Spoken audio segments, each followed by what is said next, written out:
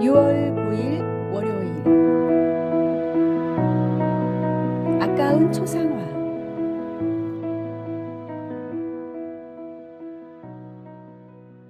어떤 부자가 유명한 화가를 찾아가 초상화를 주문했습니다.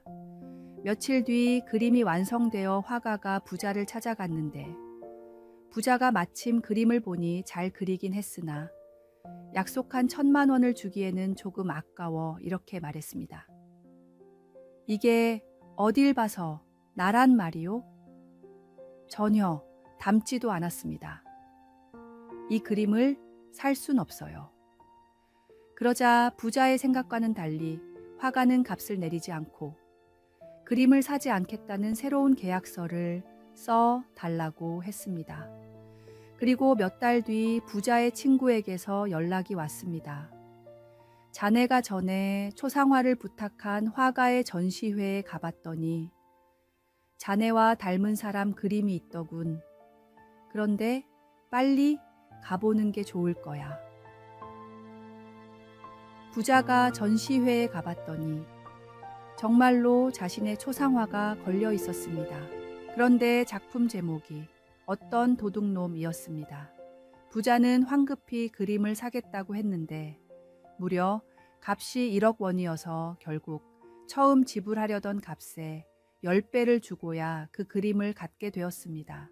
하나님께 수없이 서원하고 수없이 응답을 받아놓고도 아무렇지도 않게 감사가 없는 뻔뻔한 삶을 살고 있지는 않습니까? 하나님께서 이루어 주신 은혜를 생각해 보며 그냥 지나친 서원이 없는지 확인해 보십시오.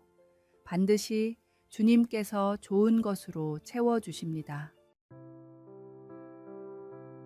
오늘의 말씀.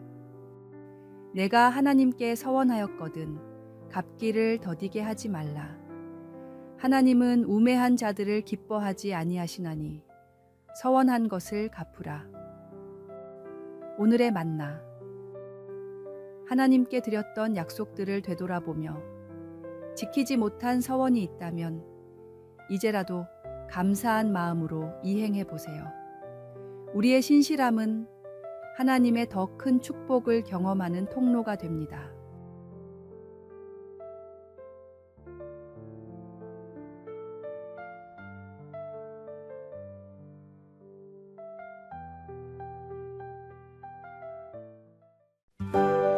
(6월 10일) 화요일. 손으로 쓰는 말씀.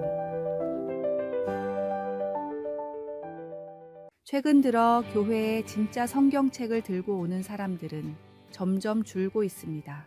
대신 스마트폰의 어플을 이용하고 많은 대학생들이 이젠 필기도 공책이나 주보가 아닌 태블릿이나 노트북으로 합니다.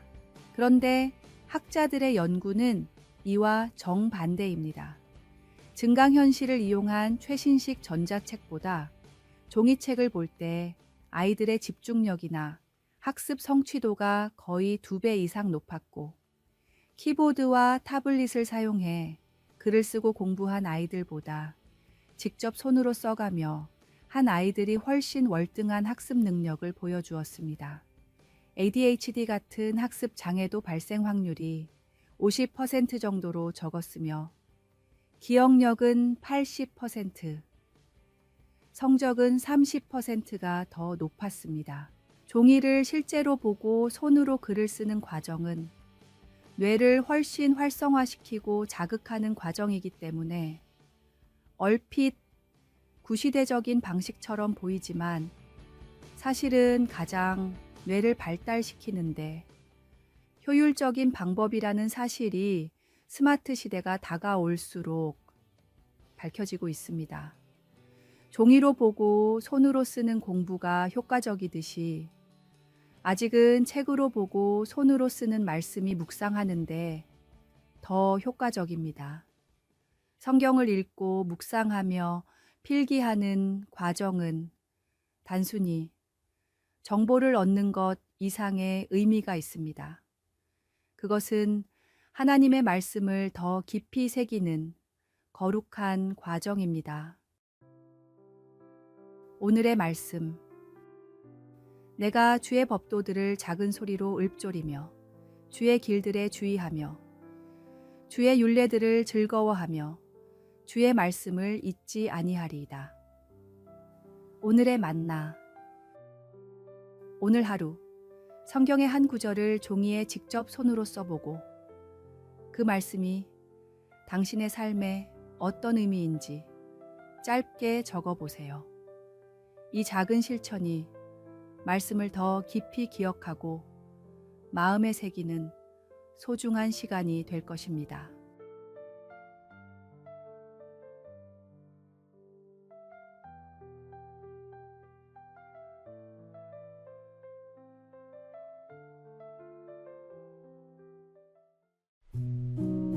(6월 11일) 수요일. 기꺼이 드리는 마음. 한 심리학자가 부탁에 대한 흥미로운 실험을 했습니다. 한 동네를 찾아가 먼저 다음과 같은 부탁을 했습니다. 6시간 동안 해야 하는 봉사활동이 있는데 혹시 그중 1시간만 참여해 주실 수 있나요? 응답자의 약 50%가 시간을 내주겠다고 대답했습니다. 그런데 다음으로 6시간짜리 봉사활동이 있는데 그중 시간이 되는 만큼 좀 참여해 주실 수 있나요? 라고 물었더니 20%의 사람들만이 돕겠다고 했습니다. 마지막으로 봉사활동을 1시간만 도와주실 수 있나요? 라고 무작정 1시간을 요청했습니다. 그러자 16%의 사람들만이 돕겠다고 말했습니다. 똑같은 봉사활동도 몇 시간짜리를 얼마나 돕느냐에 따라 응답률이 달라진 것입니다. 이와 마찬가지로 내가 가진 모든 것이 하나님께서 주신 것이라는 생각을 하게 되면 11조도 아깝지 않고 남을 돕는 구제의 헌금도 아깝지 않습니다. 그 믿음이 심중에 있어야만 진실로 겸손할 수 있고 감사할 수 있습니다. 시간이든 돈이든 내 것의 일부를 하나님께 드린다고 생각지 말고 하나님이 맡기신 것을 기꺼이 드린다고 생각하십시오. 이런 마음가짐이 있을 때 우리의 봉사와 헌신은 억지가 아닌 기쁨이 되고 하나님께서 더 큰 축복으로 채워주실 것입니다. 오늘의 말씀.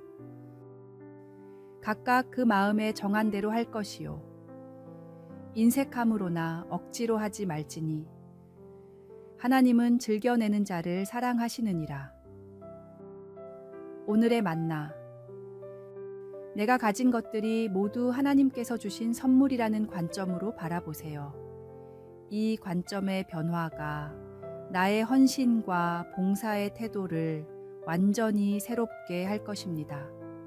하나님께 기쁨으로 드리는 작은 실천을 시작해 보십시오.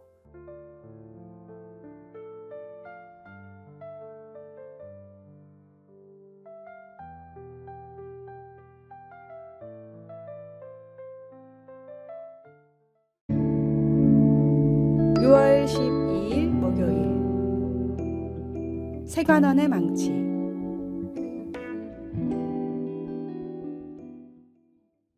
예전에 국내의 한 방송에서 세관원들의 삶을 보여주는 다큐멘터리를 한 적이 있습니다.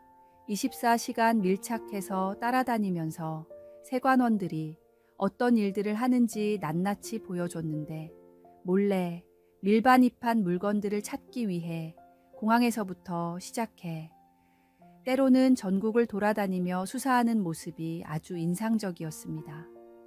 그렇게 압수한 물건들은 여러 상황에 따라 다르게 처리가 되는데 밀수를 하다 걸린 물건들은 대부분 파기를 시켰습니다. 마침 방송 중에 명품 시계를 밀수하던 상인이 잡혀 세관원이 망치로 비싼 시계를 다 깨버리고 있었는데 수백에서 수천만 원까지 하는 시계들이라 너무나 아까울 것 같고 또 몰래 챙기고픈 욕심이 생길 법도 했습니다. 그런데 아깝지 않냐는 PD의 말을 듣고 시계를 깨는 세관원이 이런 대답을 했습니다. 이게 아까워 보이면 세관원을 할 수 없습니다. 내 손에 있는 게 다이아몬드든 명품이든 아낌없이 깨버릴 수 있어야 이 일을 할 수 있습니다. 세상의 그 어떤 부귀영화라 하더라도 과감히 내칠 수 있어야 진정한 그리스도인입니다. 하나님 앞에 바른 가치관을 가진 사람이라면 세상의 것들이 아무리 화려하고 값지게 보여도 그것의 마음을 빼앗기지 않고 영원한 것을 향해 달려갈 수 있습니다. 오늘의 말씀. 그런즉 누구든지 세상과 벗이 되고자 하는 자는 스스로 하나님과 원수 되는 것이니라. 오늘의 만나. 나의 마음을 사로잡는 세상의 보물은 무엇인지 돌아보세요. 그것이 당신과 하나님 사이에 장애물이 되고 있지는 않은지 점검해 보십시오. 영원한 가치가 있는 것에 당신의 마음과 시간을 더 투자하는 결단을 내려보세요.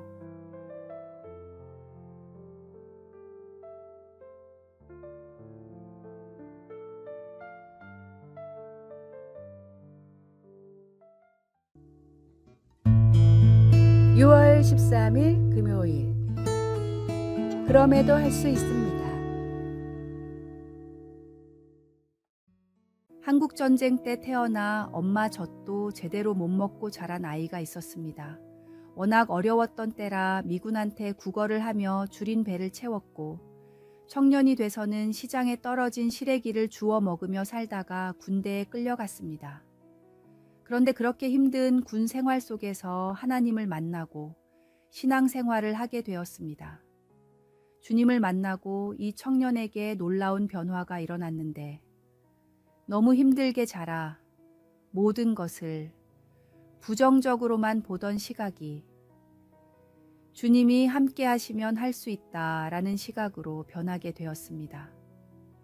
제대를 한 뒤엔 배운 것도 없고 가진 것도 없었지만 무조건 할 수 있다는 생각을 가지고 제약회사의 영업직으로 들어갔습니다. 일을 배우고 사람을 만날 때마다 벽을 느꼈지만 그때도 주님과 함께하면 된다는 믿음으로 밀고 나갔습니다. 10년 동안 뛰어난 실적을 올렸던 청년은 어느새 수십 개의 나라에 수출을 하는 국제적인 제약회사의 대표가 되었습니다. 한국 유나이티드의 강덕영 대표님은 자신의 성공 비결을 사람들이 물을 때마다 항상 똑같이 대답합니다. 하나님을 의지하고 최선을 다한다면 그럼에도 불구하고 할 수 있습니다. 나는 할 수 없는 일도 하나님은 하실 수 있습니다. 능치 못할 일이 없는 하나님을 더욱 의지하고 더욱 신뢰하십시오. 오늘의 말씀. 내게 능력 주시는 자 안에서 내가 모든 것을 할 수 있느니라. 오늘의 만나. 오늘 당신 앞에 놓인 어려운 상황에 나는 할 수 없지만 주님과 함께라면 할 수 있다고 선포해 보세요. 부정적인 생각과 한계의 벽을 넘어설 때 하나님의 능력이 당신을 통해 놀랍게 역사하실 것입니다.